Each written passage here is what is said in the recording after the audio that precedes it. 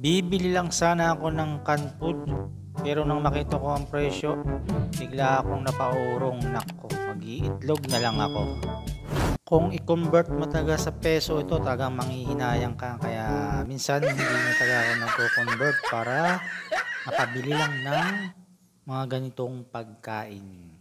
Kaya sa mga gustong bumili diyan, ito yung mga update ng mga presyo ng mga Filipino food na mabibili nyo dito sa tindahan. Kaya yan, makikita nyo yung mga presyo.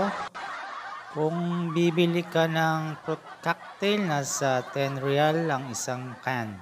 Ayan ang mga presyo ng ating mga Filipino food. Kung mag-spaghetti ka naman, nasa 7.50 real ang isang 250 grams.